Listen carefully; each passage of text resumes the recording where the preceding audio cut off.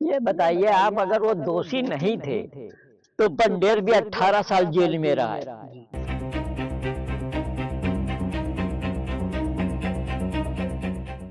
निर्दोष है तो जेल में क्यों था इतने साल? के रूप में यहाँ सजा काट रहा था, उसमें क्विटेशन पिटीशन के अंतर्गत उसको बरी कर दिया गया है। कानून है नंदी, इतने बच्चे मारते हुए भी उसको बरी कर रहे हैं।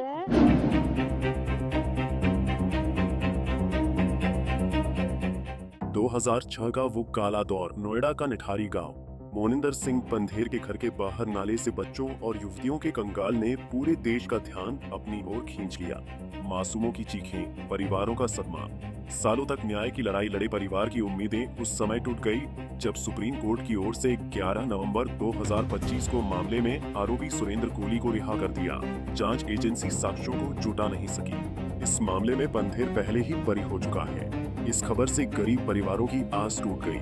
सुप्रीम कोर्ट ने कहा, शक कितना भी गहरा हो, सबूत नहीं तो सजा नहीं। कोहली को तुरंत रिहा करने का आदेश दिया, लेकिन परिवारों का दर्द ज्यों का त्यों है।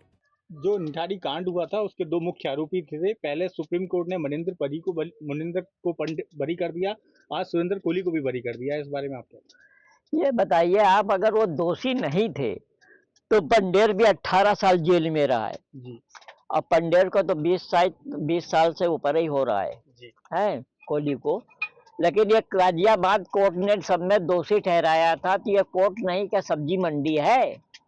गाजियाबाद कोर्ट ने जो दोषी माना था और दोषी ठहराया, तो यह क्या कोर्ट नहीं? इसके कोर्ट के मन नहीं है कि सब्जी मंडी खुलवा दो, भैंसा मंडी खुलवा दो, वहां आराम से भैंसे काटते रहेंगे, आदमी का केस ही नहीं जाएगा, भैंसों का केस होता रहेगा वहीं है।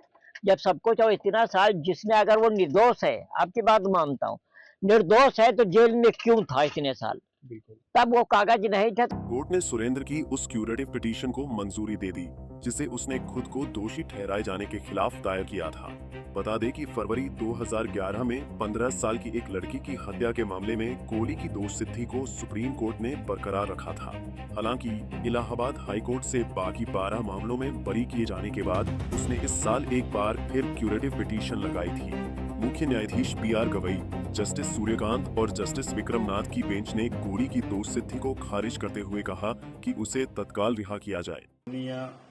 सुप्रीम कोर्ट द्वारा कोहली को जो एक सजा के रूप में हमारे कारागार में वो दंड के रूप में यहाँ सजा काट रहा था, उसमें क्विटेशन पिटीशन के अंतर्गत उसको बरी कर दिया गया है और बरी के जो आदेश है वो हमें प्राप्त हो गया है। और वह आदेश जो है जो लोकल कोर्ट है जिला गाजियाबाद की, उसके यहाँ से वो कोहली के वकील ने दलील दी, हर सबूत झूठा था, एक भी दोष सिद्धि को सही नहीं ठहरा सकता। यह स्पष्ट है कि CBI ने असली अपराधी को जानते हुए भी इन निर्दोष लोगों के खिलाफ झूठे सबूत गढ़े और उन्हें फंसाया। आखिरकार कोर्ट ने रिहा कर दिया, लेकिन उस परिवार के बारे में जरा सोचिए, उस पर क्या बीत रहा होगा जिसने अपनों को खो दिया है। बारे में आपका क्या कहना? हमारा कहना यह है, मोनिंदर को सुनिंदर को दोनों को फांसी जरूर लगाएं। किडनी गुर्दा बेचता था, इसको फांसी जरूर लगाएं। अगर फांसी नहीं लगाएं, कानून है नंदी, इतने बच्चे मारते हुए भी उसको बरी कर रहे हैं। तो कल ये जो दिल्ली में वो हुआ है,